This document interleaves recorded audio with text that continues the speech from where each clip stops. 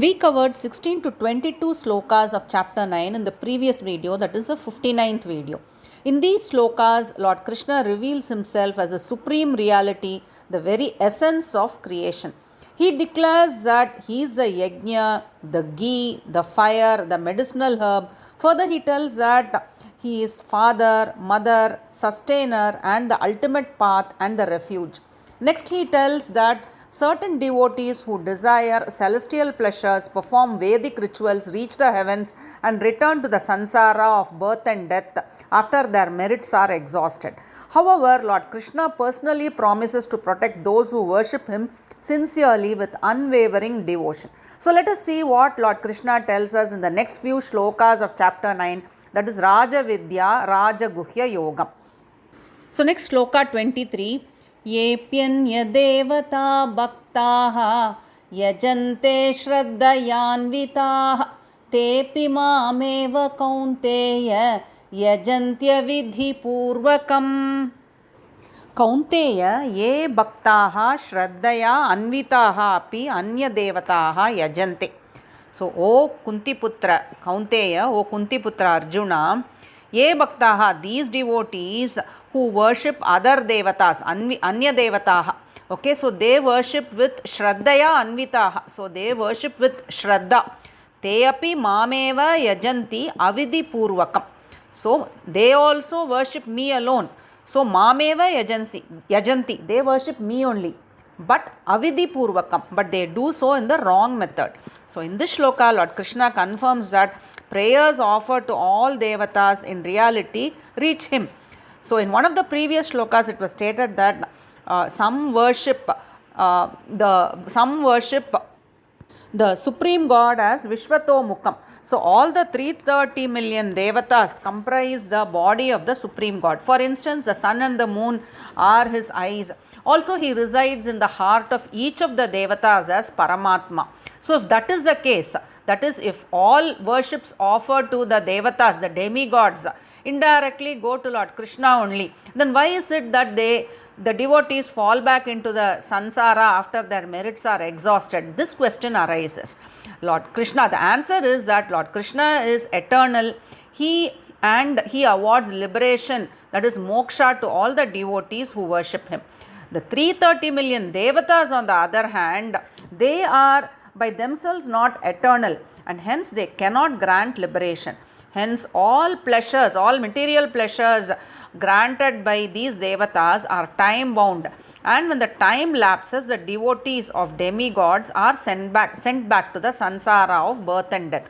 So even though the devotees of demigods worship Lord Krishna indirectly, they are not doing so in accordance to the injunctions of Vedic scriptures, and hence they fall back to the sansara.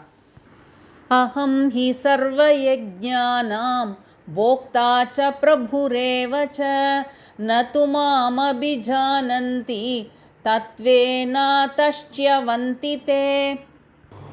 He, because sarva yajnanam bhokta cha prabhu cha ahameva.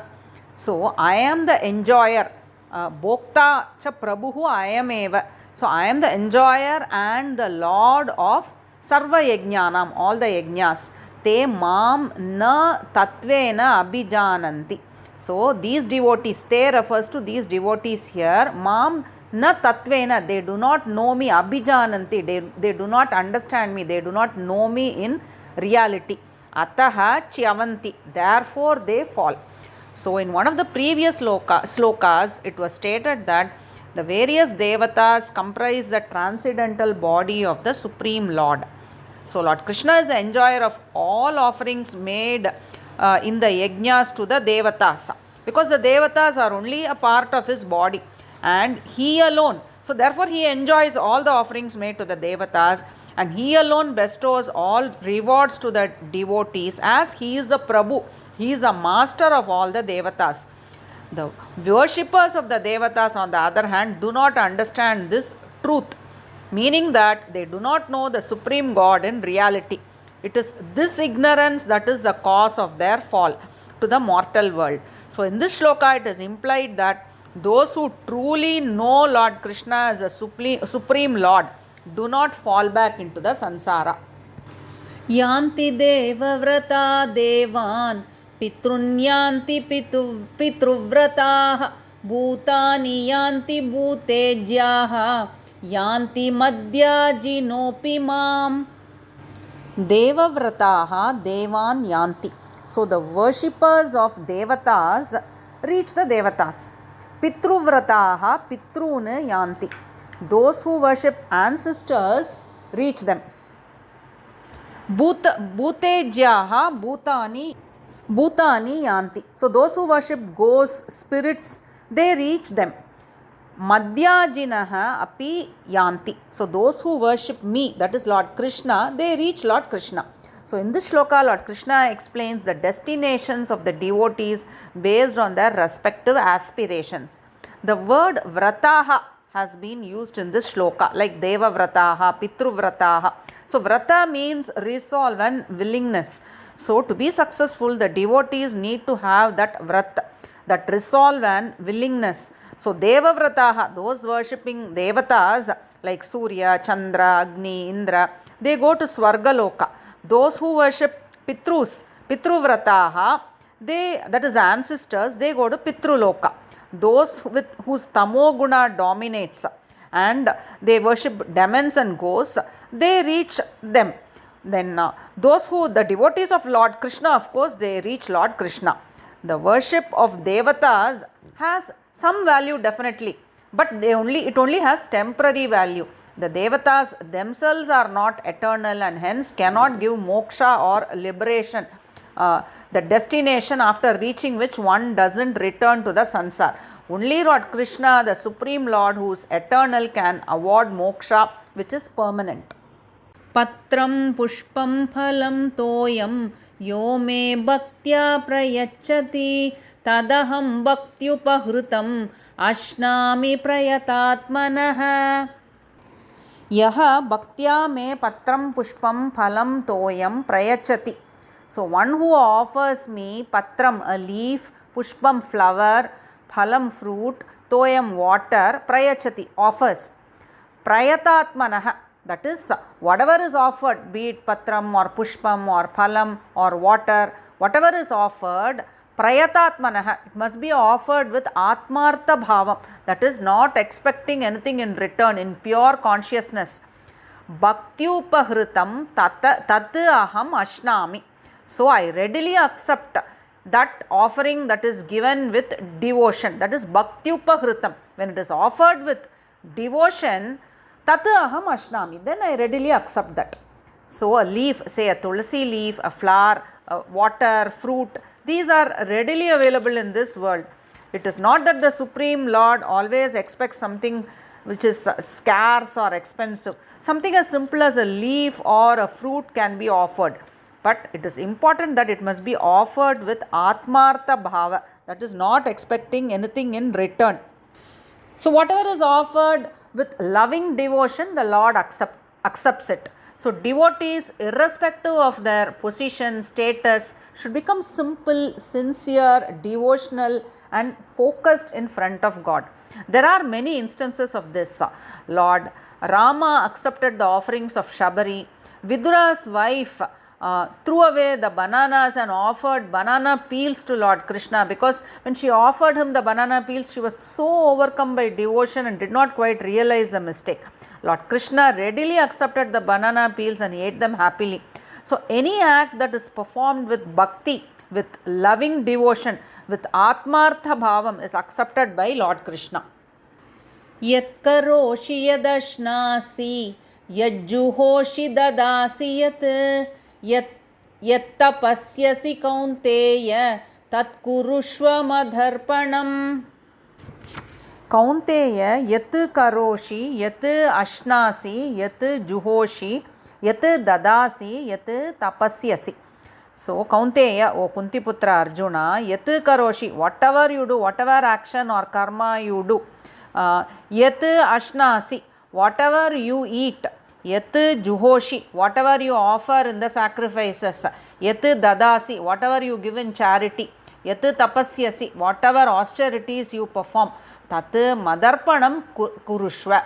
So whatever you do, all that is done by you, Madarpanam kurushva. Do it as an offering to me. That is, do it as an arpanam. Do it as an offering to me. So we all perform actions as prescribed in the Vedas according to our varnas. So whatever actions you may perform to maintain your life, you may be a doctor, you may be a teacher. So whatever actions you do, you dedicate it to the Lord. Whatever sattvic food you do, whatever Vedic rituals, Juhoshi, the yajna, the then whatever dan, whatever charity you do, and tapasyasi, whatever austerities you practice, offer them and dedicate it to the Supreme Lord Krishna. The reason is that when you perform actions, do rituals, practice austerities, offering them to the Supreme God, who is independent. The Supreme Lord is independent, He is the absolute controller, the God of all the devatas, that is, He is Surendraha. When a devotee offers everything to Him, submits everything to Him, the devotee fully understands the Lord. So when he dedicates everything to the Lord in a very humble way, with single-minded and loving devotion, the devotee in course of time reaches a very high spiritual state. Shubha Shubha Palairevam Mokshyase Karma Bandhanaihi Sanyasa Yoga Yuktatma Vimukto Mamupaishyasi. Evam Sanyasa Yoga Yuktatma. So, evam, like this, when you are absolutely established in Sannyasa Yoga, that is in the yoga of renunciation, Shubha Ashubha Palaihi Karma Bandhanaihi Mokshyase. So, you will be free from Shubha Ashubha, the good or bad reactions of Karma Bandhana, that is, that the good or bad reactions that come from the Karma Bandhana, the bondage of actions. Vimuktaha Mam Upaishyasi. So liberated. Mam Upaishyasi, you will reach me. So, offering everything in loving devotion to the Supreme Lord with one's mind established in Sannyasa Yoga, that is a yoga of renunciation, one gives up the feeling that I am the doer, and he is established in Sannyasa Yoga, that is, he merges the individual consciousness with the universal consciousness, and by doing so, one will be free from Karma Bandhana, the bondage of karma. So, be it good or bad karma, when the doership of all actions is given up, then one is free from good or bad consequences of karma. So, all karma is neutralized by surrendering and dedicating all karma to the Supreme Lord. When all karma is neutralized, one is automatically free from the samsara and the birth and death cycle. It's time to summarize what we covered in today's video, that is the 23rd to the 28th shlokas of the 9th chapter. In the 60th video, in these shlokas, Lord Krishna explains why direct pure devotion to the Supreme Lord is superior over the worship of demigods. Lord Krishna explains that those who worship the other devatas are in effect worshipping Him only, as He is the ultimate enjoyer and the master of all sacrifices. These devotees fall because they do so ignorantly and improperly. The devotees reach whomsoever they worship. Those who worship Lord Krishna, they reach Him directly. They reach His abode and they don't go back to the sansara. The Lord advises one should offer everything, a simple leaf, a flower, all actions, food and austerities to Him with love and devotion. This will free them from karma bandhana and liberate them.